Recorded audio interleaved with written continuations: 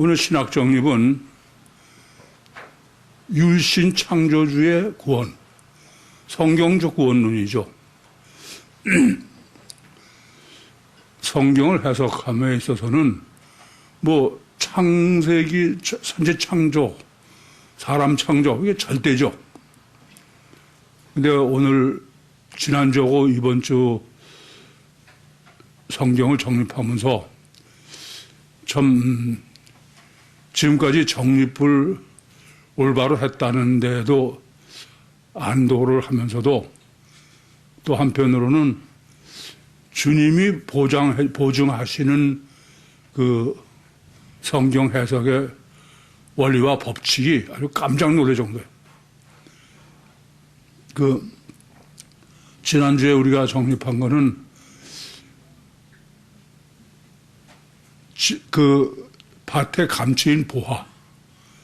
그게 천국이다. 예, 그래서 그걸 육체 우선 이중체의 신학을 정립한 것이다. 근데 오늘은 지극히 값진 진주 하나를 구한 거죠.는 장사군해로 보혜사 성령 구원론을 정립해 주셨는데 이 간단한 두 단락이 천지 창조, 사람 창조의 모든 것, 그리고 성경 전체의 구원론의 모든 것을 다 정확하게 비유로 계시해 주셨다는 점에 아주 감탄하지 않을 수가 없어요. 우선 우리가 지난번에 정립한 밭에 감추인 보화의 신학으로도 이중체의 신학을 우리가 정립한 것의 보충이라고 할까, 완전이라고 할까, 거꾸로는 바로 그것 때문에 창세기 2장에서의 사람 창조의 우리 신학 정립을 더 보충하고 완전하게 할 수 있다라는 점에서 감탄하게 되는 겁니다.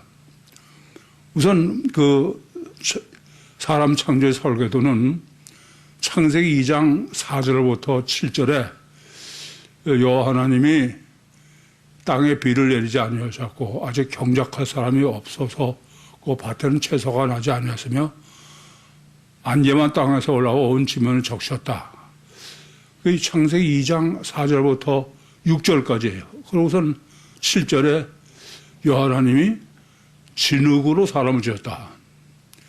이때 이 진흙이라는 개념을 우린 진흙이라고 그랬죠. 근데 지난번에도 말씀드리지만은 문맥으로는 전혀 생각을 안 하고 어떻게 산 흙이냐 죽은 흙이냐 그런 개념만 생각했던 것 같아.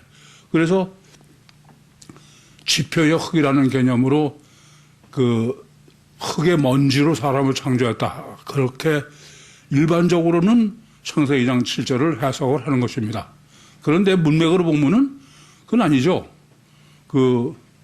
안개만 땅에서 올라와 온 지면을 적셨다. 그러고선 흙이니까 그 흙은 우리 표현대로 진흙입니다.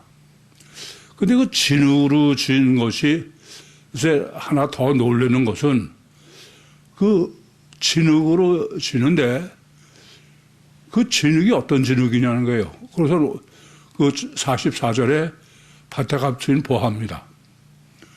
그 진흙은 하나님은 비를 내리지 아니하셨고 안개만 땅에서 올라와 온 지면을 적셨다.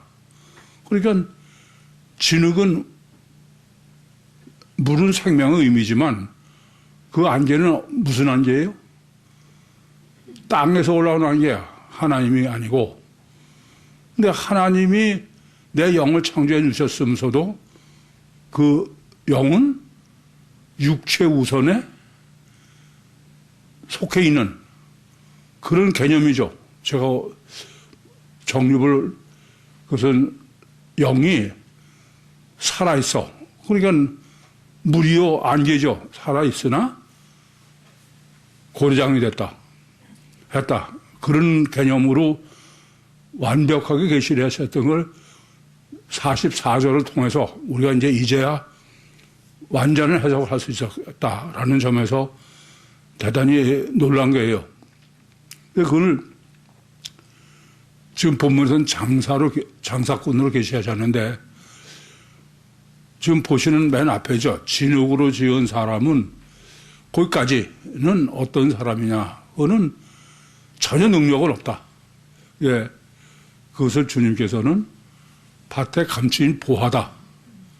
이 보화는 틀림없이 천국이니까, 그 천국이 보화가 천국이니까 더 말할 거 없이 인간의 영인데, 근데 그 영은 고려장을 지낸 거다. 하나님의 영이, 하나님이 하늘에서 내리는 비가 없이는 흙의 그 우선을 벗어나지 못한다. 그런 의미로 창세기 2장에서는 안개만 땅에서 올라와 온 지면을 적셨다. 그리고 그 진흙으로 사람을 지었다. 그렇게 계시하신 것이다. 그러면 창세기 2장 7절에 진흙 사람을 주님이 계시한 것하고 합해서 완전한 정립이다. 그렇게 저는 보여져요. 예, 그것은 아직 그 영이 살아서 역사는 못하지만, 그래서 오늘은 장사의 개념으로 모순과 갈등 속에서 생각하고 고민하는 그게 절대가 되게, 예, 기회 있을 적마다 말씀드리지만 제가 볼 때는 정상적인 사람은 육체에다가 매달려서 영은 전혀 관심 없는 그런 사람은 그건 정상이 아니에요. 그건 다 누구나 갈등하게 돼 있어. 뭘 보면 하냐면 어린애들 보면 알아. 어린애들 겨우 이제 뭐를 살을 분별할까 말까 하는 5, 6살만 돼도 하나님의 영에 대해서 갈등을 해. 근데 뭐가 문제냐? 그걸 자꾸 무시해버려서 애들이 그 갈등을 안 하게 만드는 거예요. 생각을 못 하게 만드는 거죠. 그러니까 인간은 하나님이 아예 창조하실 때부터 이렇게 모순과 갈등 속에서 생각을 할 수밖에 없는 사람으로 창조하시고 설계하신 거야. 그러니까 여러분들도 생각하거나 모순 갈등 때문에 고민하지 않고 그냥 보이는 거로 만족하고 그렇게 살면은 베드로후서 2장 12절 말씀처럼 그 사람은 그야말로 죽기 위해서 태어난 이성 없는 짐승이다. 지금 맨 앞에 그림은 진흙으로 지은 사람이다. 그 진흙으로 지은 사람은 44절에 그 밭에 감추인 보화다. 그것은 영이 고려장을 지낸 상태다. 그렇지만 근본적으로는 하나님은 사람 창조를 이중시하는 것은 이렇게 갈등하게, 당연히 인간의 주체가 영이기 때문에 인간은 누구나 다 자유를 추구해요. 그런데 자유를 누리지 못하면 다 갈등하게 돼 있어. 근데 얼마나 무서우냐. 육적인 것으로 자기 자유를 다 팔고도 없고 자기는 그게 자유인 줄 알아. 심령의 자유가 자유인데 참 안타까운 일이에요. 그런데 여호와는 진흙으로 사람을 지시고, 그게 진흙으로 진 사람이죠. 생명을 그 코에 불어넣었다. 생명. 그러니까 창세기 2장 4절부터 하면 하늘에서 비가 내리는 건 다 의미죠. 그 왜 그러냐? 지금 진흙으로 지은 사람은 살았으나 죽은 사람이에요. 영이 죽고, 그럼 육이 다니까. 그래서 코에다가 생명을 불어넣었다는 얘기는 성령이 사람 몸속에 임마누엘 하셨다라는 얘기죠. 안에 들어오셨다는 얘기다 그런 말입니다. 그러니까 그런 사람은 이거는 실제로가 설계도라고 그러세요. 창조주 하나님이 인간의 심령 속에 성령도 창조주 하나님의 성령은 창조주 하나님이니까 들어오신다는 건 절대 있을 수 없어. 그러니까 이것은 설계다. 예, 어떠냐면 이렇게 진흙으로 지은 사람은 주체인 영이 고려장을 지낸 살아서나 죽은 상태이기 때문에 그것이 살 길은 하나밖에 없다. 뭐예요? 이건 마귀가 원죄 전입니다. 뭐밖에 없어? 하나님이 같이 고려장을 지내시는 데밖에 없는 거야. 그게 그 코에 여호와는 생명을 불어넣었다는 얘기예요. 이 점을 분명하게 바로 알아야 돼. 그래서 사람은 원자가 아니라 누구나 자력으로는 안 되는 거예요. 이제 이것을 얼마나 처절하게 깨닫느냐. 제 생각은 그래. 제가 자꾸 저 자신의 말씀을 드려서 죄송하지만 저는 정말 손가락 하나 가지고서 전 처절하게 깨달았어. 야, 이게 참 나라는 존재가 이게 도대체 내 손가락도 하나를 내 마음대로 못 하는구나. 근데 내가 뭘 할 수 있다고 생각하고 처절하게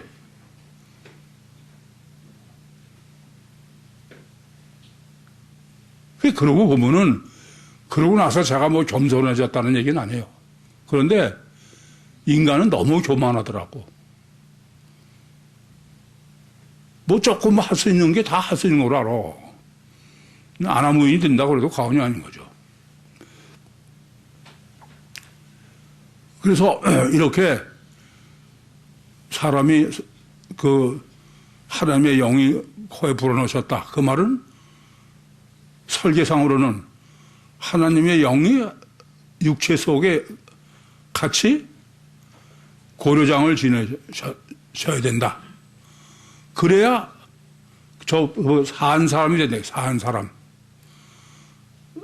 그 전에는 그러면 실제로는 그게 무슨 소리냐면 파태감체의 보화 창세기 2장 7절에 진흙으로 지은 사람은 산 사람 같지만 실제로는 어떤 사람이에요? 죽은 사람이야. 산 사람이면 그래서 고려장이라고 그러는 거야. 그래서 그때까지도 제가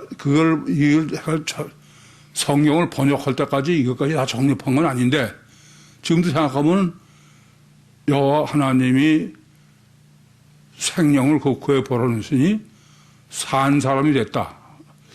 야, 정말 깜짝 놀라게 바로 번역을 했다. 그때서야 산 사람이 된 거야. 그러니까 생각하고 갈등하고 그러다가 산 사람이 돼서야 분별을 하는 거예요. 그게 보이는 거로 한 게 뭐냐? 창세기 2장 24절에 남자가 그 부모를 떠나 여자 연합에 한 몸이 일진이라 24절이야. 그러고 났더니 25절에 아담과 그 아내가 벌거벗어 부끄러지 않았다. 분별력이 생겼다. 야, 분별이 없으면 이상 없는 짐승인데 분별이 가장 기본이고 모종인데 그건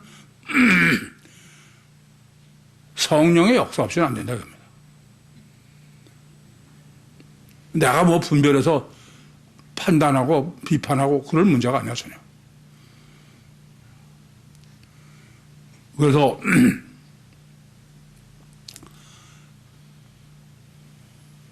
창세기 2장 24절에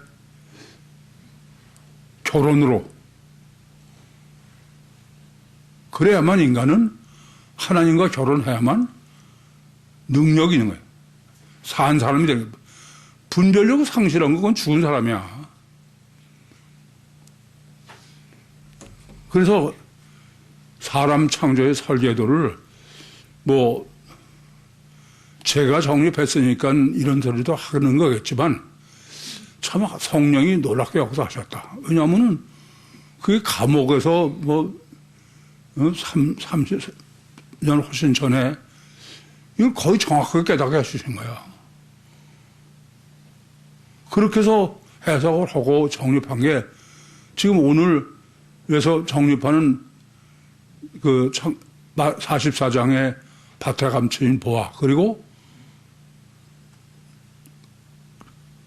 극히 값진 진주 하나를 보혜사 사홍용으로 해석할 수 있는 거는, 그럼 이래요.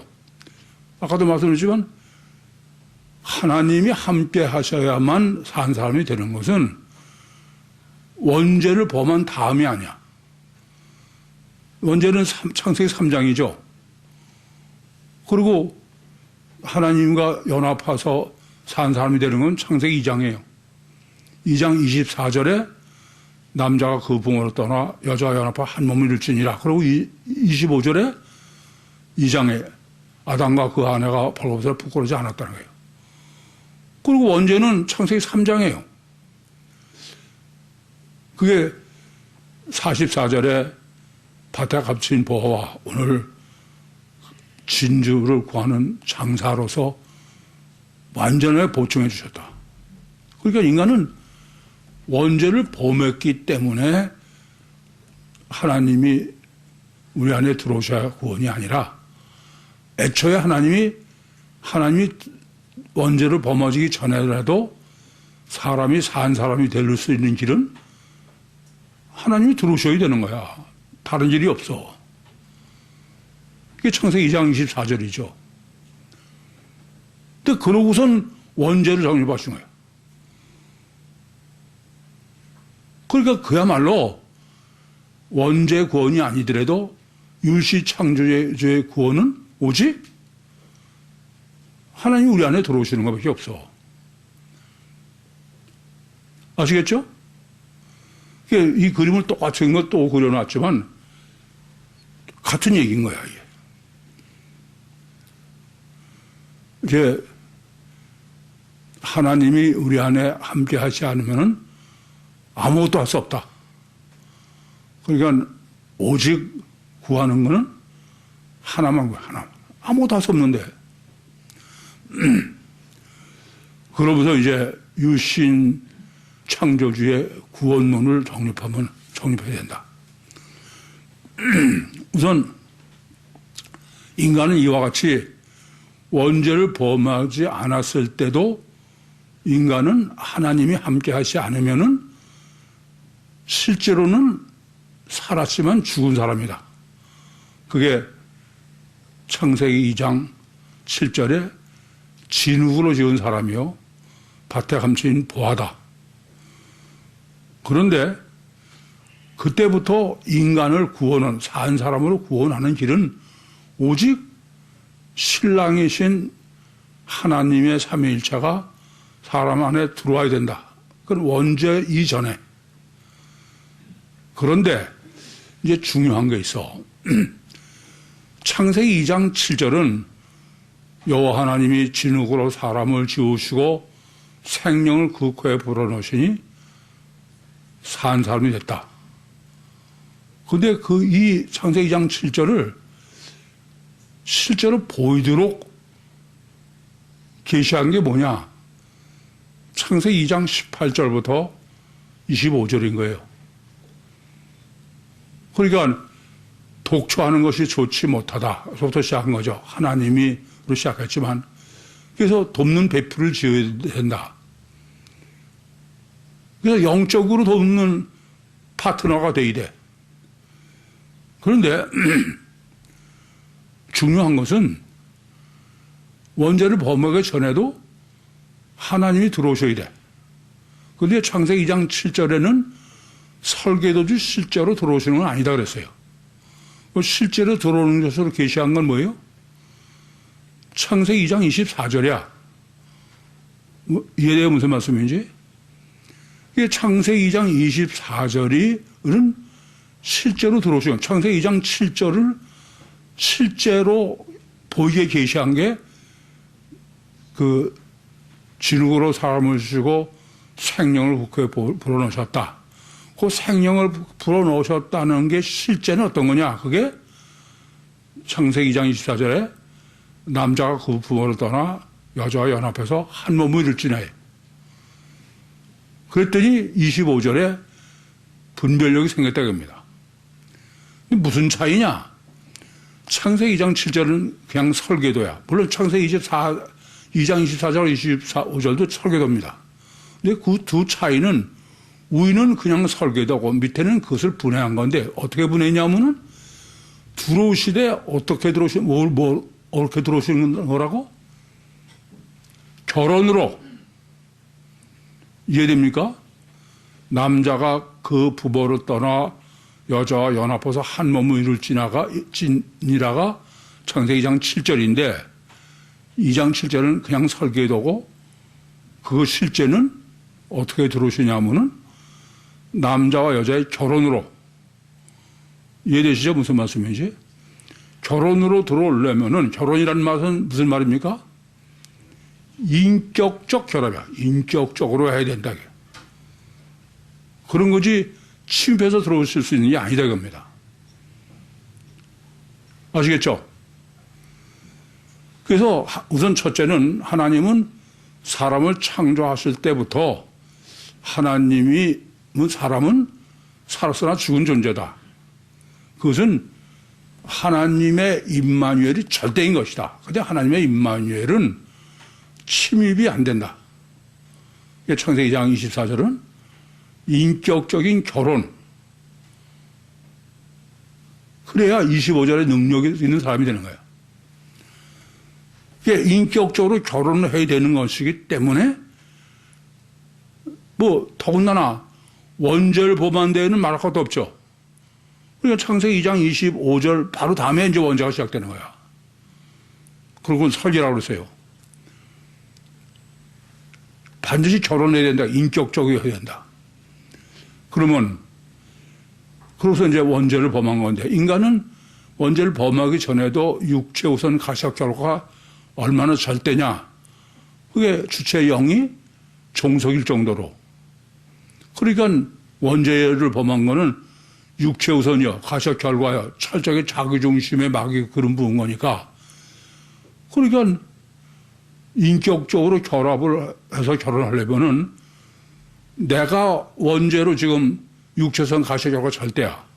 그러면 상대도 그래야 인격적 결합이지.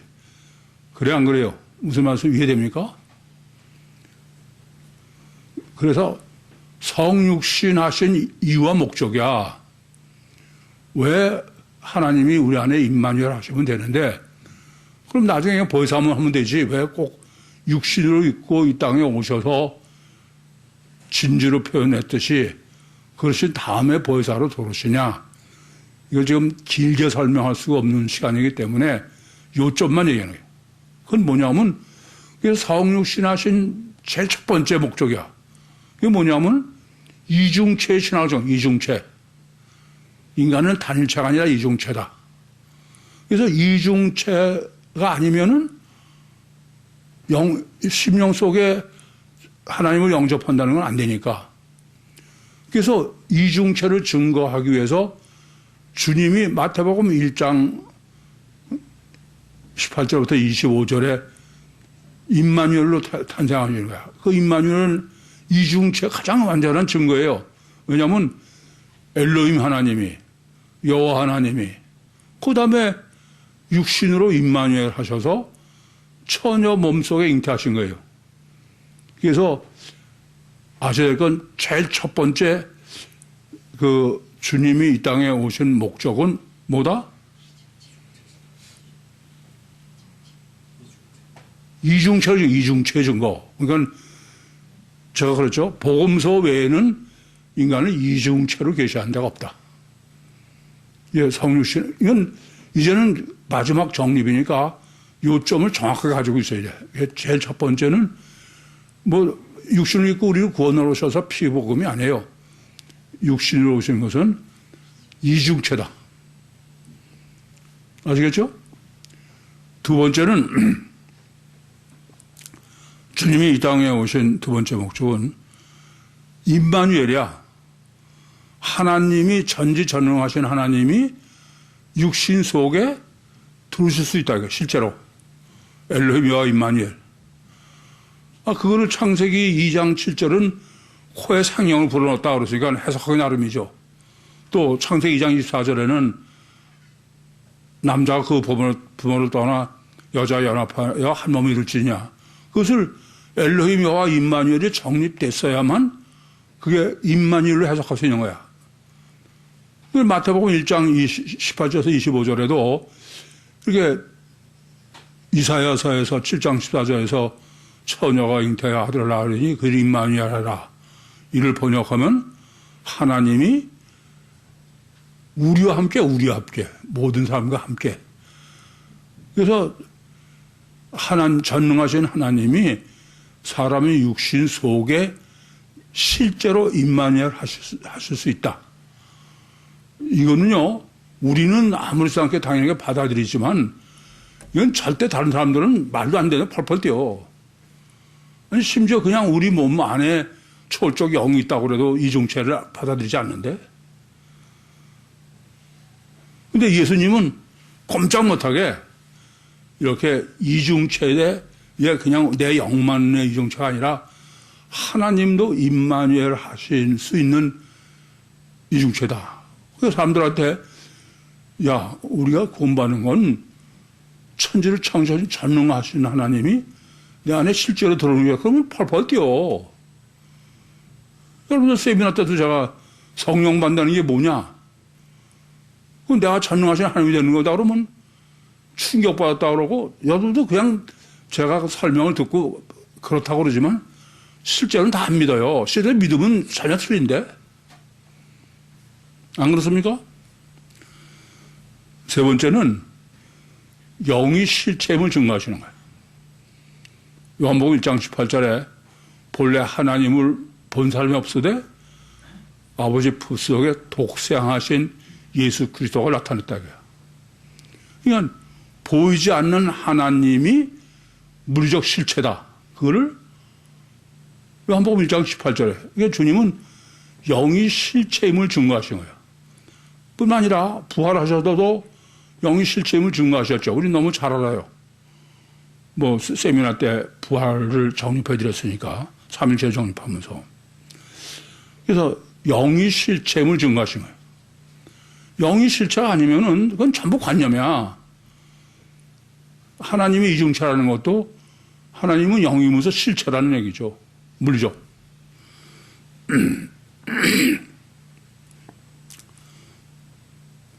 네 번째는 지금도 하나님 살아계셔야 해요. 예수님이 그 성부 하나님을 표현하실 때는 항상 살아계신 하나님이야. 그런 거지 무슨 단어로만 하나님이 아니에요. 실제로 하나님을 믿는다고 없어도 정말 이 사람이 살아계신 하나님이 있느냐, 단어로 하나님 믿느냐. 여러분이 정말 살아계신 하나님을 믿어봐. 어떻게 돼? 얘기가 다 틀려. 그건 단어로는 하나님을 살아계신 하나님을 믿는다고 그러고 들으면서도 실제로는 살아계신 하나님 믿는 게 아니야. 관념이지. 근데 예수님은 하나님이 실제로 살아계신 것을 믿는 거야. 이렇게 알려주신 거예요. 그래서 뭐 우리가 잘 아는 것이지만 예수님께서 마태복음 10장 28절에 귀신을 내쫓아오고서도 무슨 하나님의 성령 힘이고 항상 그리고 다른 때도 예수님은 하나님의 전깃줄이야. 자기 한 게 하나도 없어. 그러면 주님이 살아서 하신 건 전부 하나님이 살아계시기 때문이죠. 저는 항상 하나님이 살아계시를 믿는 믿음은 없지만 전 그거를 고소하느라고 그야말로 할 수 있는 한 총력을 기울이는 거야. 그 교회 목회가 그렇고 교회 역사가 다 그래. 그래서 성육신하신 신인 메시아의 목적은 방금 정리해드리면 제일 먼저는 뭘? 육체 우선 이중체를 증거하시려고. 두 번째는 하나님이 실제로 육체 속에 임마누엘 하신다. 세 번째는 실체다. 영이 실체다. 그것이 관념이 아니다. 네 번째는 하나님이 살아계신 거야. 아마 여러분은 요새 많이 달라졌을 거예요. 그래, 내가 태어날 때 진짜 하나님이 살아계시지 않았으면 지금 나 잉태될 때 하나님이 내 영을 창조해낼 수 있습니까? 그건 전혀 불가능한 얘기지. 마지막이에요. 마지막 성육신 하실 목적은 보혜사 성령으로 임하셔. 보혜사 성령. 그러니까 보혜사 성령 임마누엘 때문에 그게 가장 중요한 목적이죠. 그러니까 이런 얘기예요. 예수님, 하나님이 창세기 2장 24절에 우리를 구원하는 것은 하나님이 우리 안에 고려장을 지내셔 같이 들어오셔야 돼. 근데 그 들어오시는데 침입이 아니라 인격적 관계로. 그런 것뿐이 아니라 성부 하나님이 들어온다는 건 안 되는 얘기죠. 그래서 이 모든 것을 다 주님이 지시고 오시는 거야. 그걸 본문에서는 진주라고 해요. 진주. 뭐 찬송은 다 미사역을 썼지만은 내용은 그래요. 하늘의 영광을 버리고 이 땅에 오신다는 거는 다 뒤집어 쓰고 이런 얘기죠.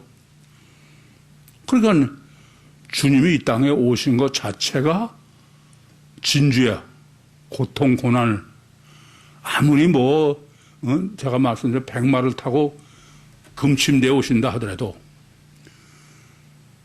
그러면서도 공생애 동안에도 공생애 자체가 환영받고 그야말로 그 자체가 진주죠. 그럼 결국 십자가에 돌아가시고 그 부활 승천하셨다가 가장 진주 고통이 뭐예요? 임마누엘 하는 거야 속에.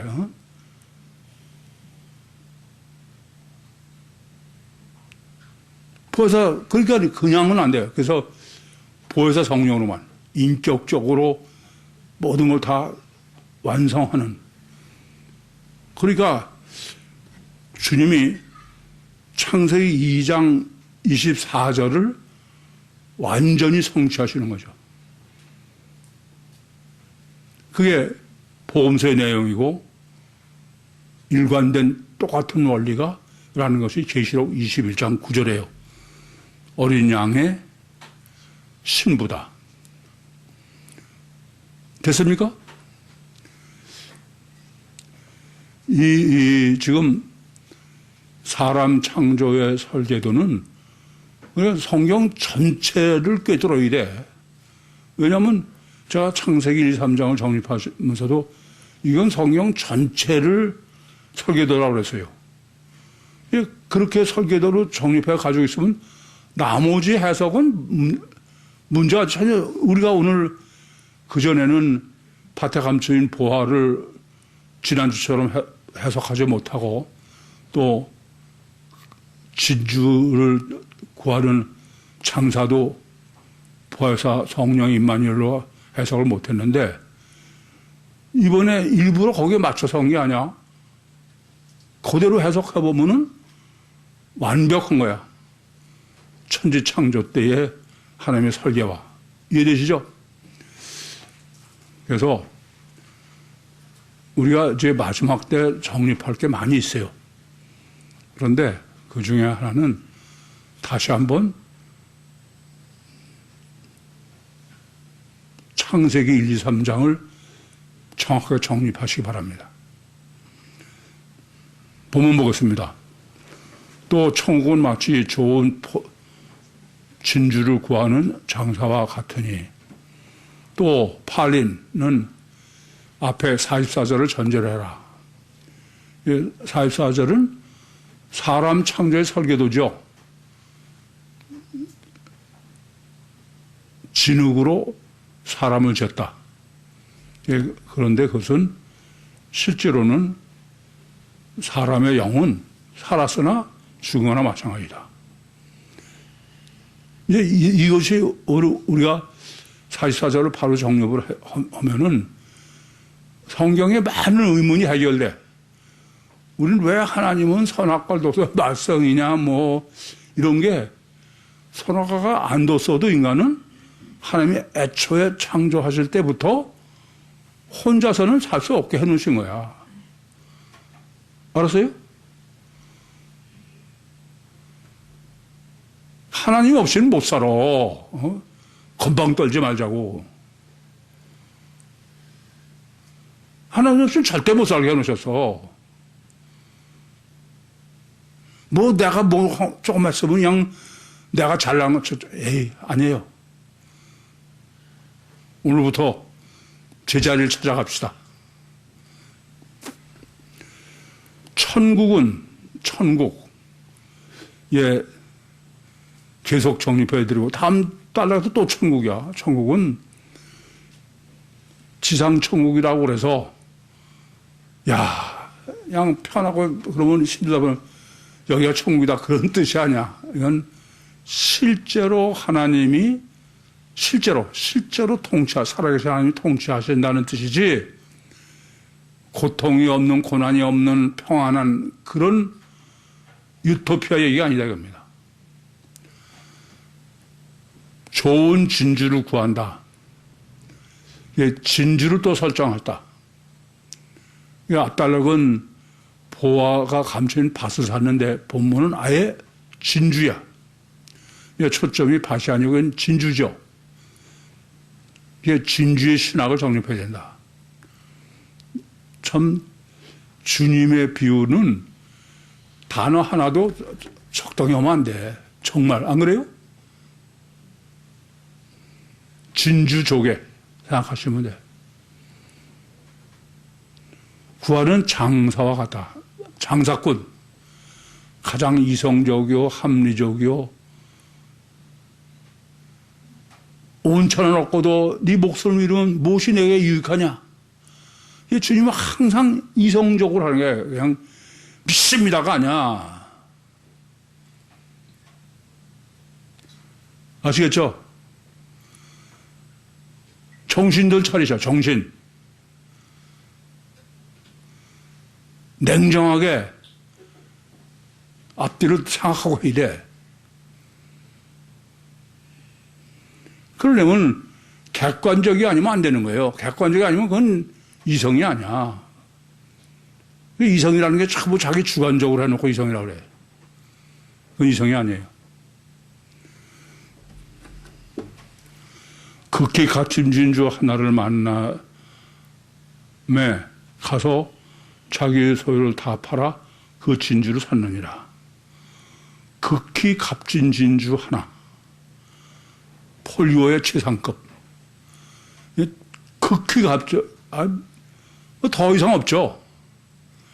이렇게 강조하는 거는 이거는 무엇에만 쓰는 것 같아요?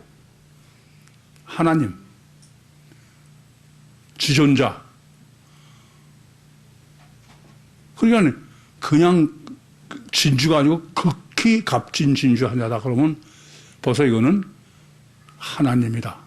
그래야 천국에 해당되는 얘기죠.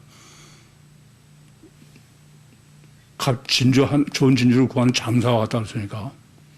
또 하나다. 여러 개가 아니고. 뭐 더 설명 안 드려도 되죠. 구하는 장사와 같다.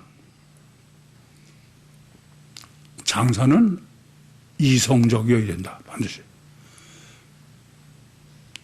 그 값진 진주를 하는 만남에 만난다고 번역한 것이 앞에 그 밭에 값진 보화도 마찬가지인데 만난다는 것은 유리스코예요. 그 헬라어로 유리스코는 만나다, 깨닫다, 발견하다 이런 게 다 속하는 얘기야. 그러니까 보혜사 성령 임마누엘 구원을 깨달음에 이런 거죠. 그럴 때 그 복음을 만나는 거예요. 여러분들은 그 밭에 값진 보화도 만났고, 유리스코, 그죠? 지극히 값진 진주 하나도 만난 거예요. 깨달은 거예요. 근데 예수님은 소유도 다 팔고, 너희도 보혜사 성령 임마누엘의 노예가 될 정도로. 그래요?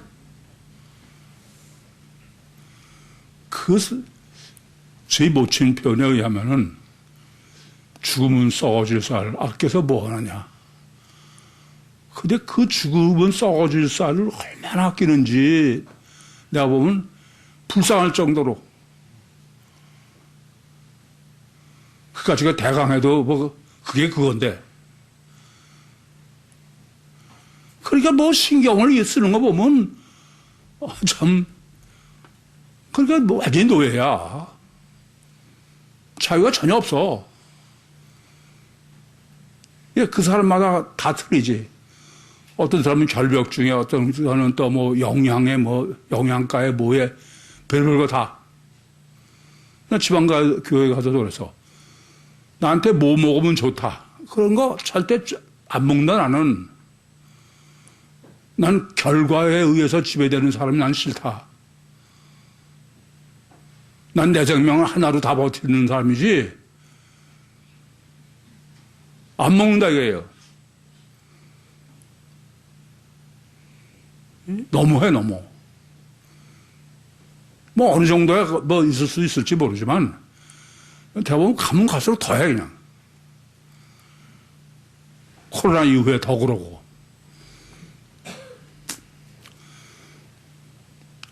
가서 자기의 소유를 다 팔다. 이 판다는 얘기가 폴레오가 아니다. 폴레오는 물건을 팔 때 쓰는 단어고 피프라스코라는 단어는 노예를 팔 때, 노예를 팔릴 때. 그러니까 다르게 말씀드리면은 보혜사 성령 임마누엘 구원의 노예가 되라 이거야. 그래 주고 하는 거야. 저는 이거 보면서 야, 내가 그래도 꽤 노예가 돼 있는 거, 나 그렇게 여겨져. 그냥 나는 뭐 죽으나 사나 뭐 아까도 지난번에 우리 일 전했다가 와도 보혜사의 임마누엘 구원 받아라. 과거를 어떻게 했든 간에.